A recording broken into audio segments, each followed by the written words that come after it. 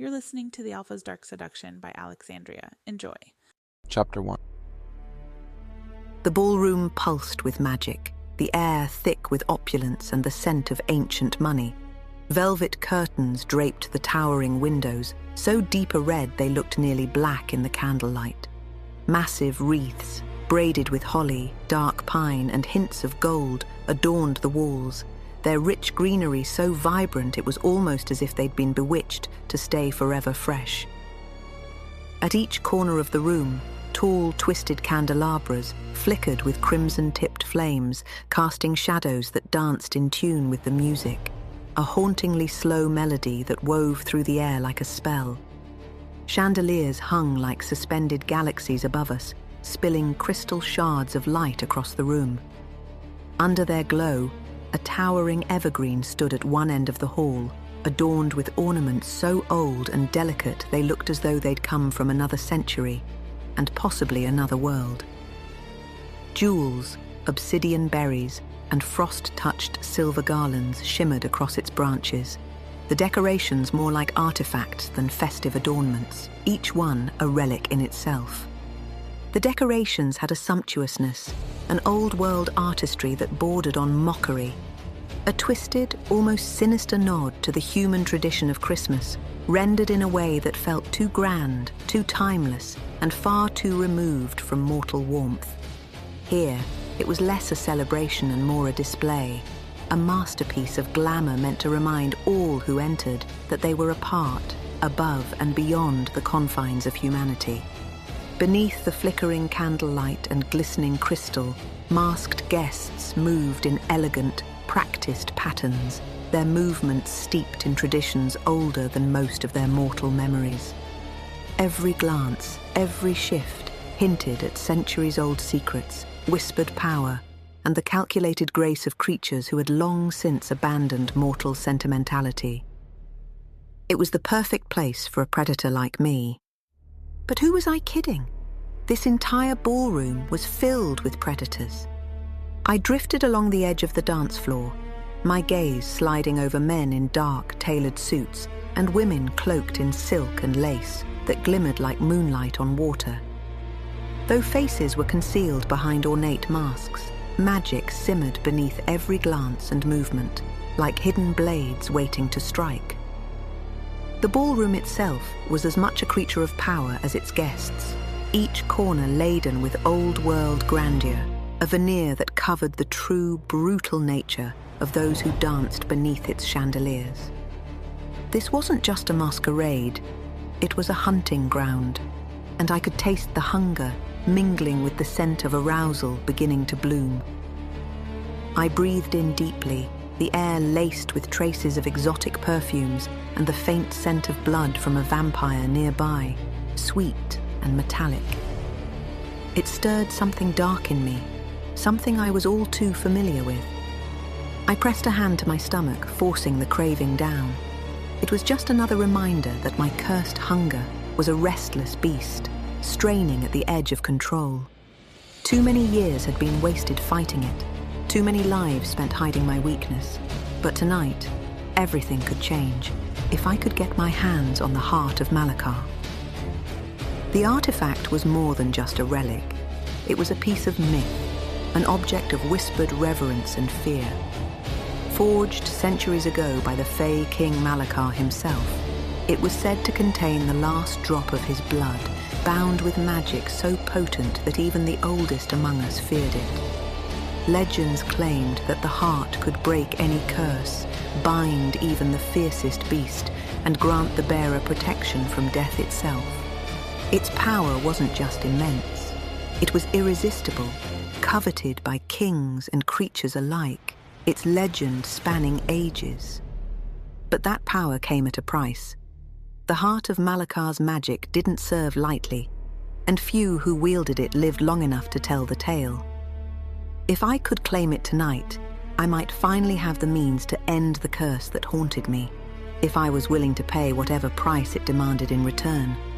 Across the room, Lord Hector Raventhorn lingered by the far wall, the glow of a nearby chandelier glinting off his sharp smile. Even at a distance, I could feel his aura, cold, potent, and indifferent to those around him. He looked every inch the high-ranking vampire he was, one of the oldest in attendance, old enough to have witnessed the rise and fall of empires, and cunning enough to profit from every page in history. But more importantly, I could feel the artifact he carried beneath his jacket, as tangible as a heartbeat. The delicate silver amulet looked unassuming to anyone unaware of its true power. But I knew better. If I didn't get my hands on that amulet tonight, I might not survive much longer because I was literally starving myself to smother the curse that coursed within my blood. I took a step forward, steadying myself as I let a tendril of my power reach toward Raventhorn, testing the limits of my control. The enchantments lacing the ballroom had magnified every feeling: desire, anger, and even the craving inside me. It was as though the entire room pulsed in time, with the restless thrumming in my veins, an exquisite trap meant to ensnare the minds of anyone foolish enough to let down their guard. But then, I felt him.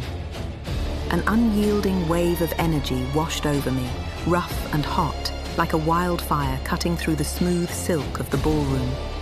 The sensation was raw, intense, making the fine hairs along my arms prickle.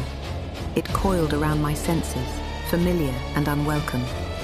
I didn't need to look to know who it was. There was only one man with power that relentless. Cade Voss, leader of the Fenrir Claw, guardian of the Northern Reach, was here. I let out a slow breath, annoyance already simmering as I slewed my gaze in his direction. Damn it! The alpha wolf shifter stood half in shadow, watching me with eyes like black ice behind his mask.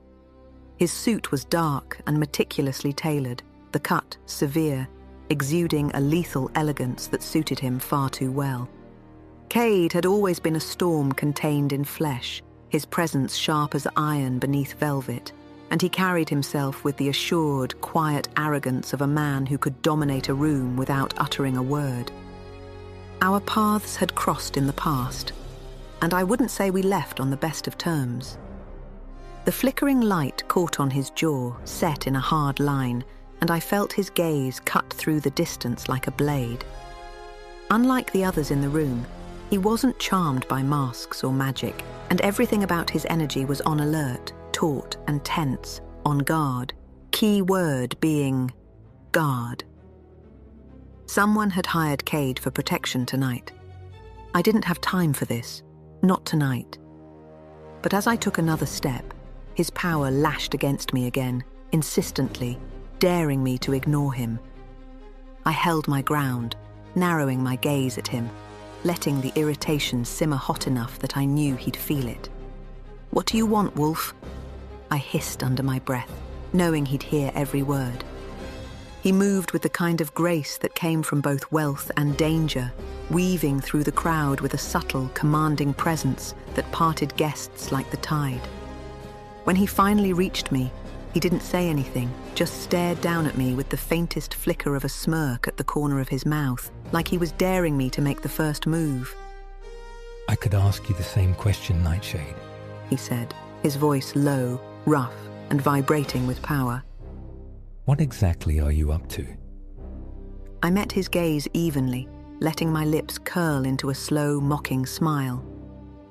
"You'll have to be more specific." I tend to do many things at once. His jaw tightened just slightly, and I saw a flicker of something dark and dangerous in his eyes. Cade wasn't a man who tolerated games, and the particular purpose of this silly masquerade was beneath his interest. He was protecting something, or someone, and I had a sinking feeling that it involved the very artifact I was here to steal. "I saw you watching Raventhorn," he said, voice smooth as silk over steel. "Whatever you're planning, I'd suggest you reconsider. The last thing I need tonight is a succubus stirring up trouble." Trouble. As if that was the worst I was capable of. 100 memories flashed through my mind, past missions, past mistakes, the lives lost to my curse and my hunger. I raised an eyebrow, letting my gaze slide over the hard line of his shoulders, the way his shirt stretched across his chest beneath the suit jacket. Everything about him was tailored perfection over restrained power, and while it should have put me on edge, I couldn't help but feel a hint of satisfaction. Cade wasn't immune to me, whether he wanted to be or not. Trouble. Me? I let the question linger in the air, my voice dripping with mock innocence. Maybe you should worry less about me and more about yourself, Cade. Or maybe join the fun for a change. I let my lips brush close to his ear, close enough to feel the heat radiating off his skin. His eyes narrowed, and for a second, I thought I saw something other than annoyance flash there. Something hotter, darker, just as dangerous as his wolf instincts. I'm not here for fun, Nightshade. And neither are you. My heart thumped a little harder, but I kept my expression smooth, tilting my head with a smile. "Oh, but you're wrong," I murmured. "I'm exactly where I'm supposed to be." Faster than I expected, his hand closed around my wrist, his grip firm but not painful. The heat of his touch seared through the silk of my sleeve, a branding of power that sent a pulse of fire through me. He leaned in, his voice a low, menacing growl. Not tonight. He warned, his breath warm against my skin. Whatever you're planning, you're not doing it here.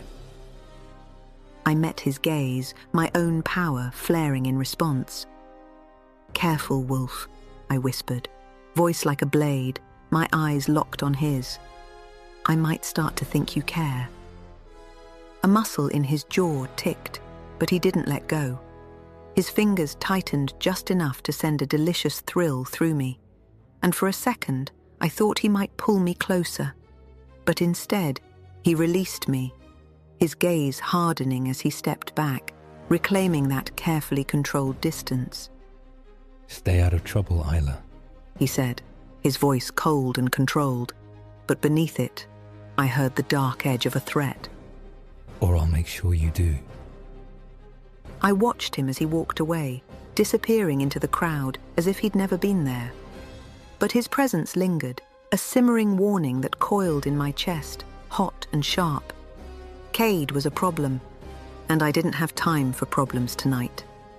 I turned my gaze back to Raventhorn, trying to steady the restless energy that Cade's touch had stirred within me. The vampire was still lounging by the far wall, still entirely oblivious to the power hidden beneath his own coat. I took a deep breath, forcing my focus back on my mission. If I could just get my hands on the amulet, I could finally have some semblance of control, some hope of survival. But Cade had seen me, had felt my intent, and if he suspected what I was after, well, I'd have to make sure he didn't interfere again. But part of me knew it wouldn't be that easy.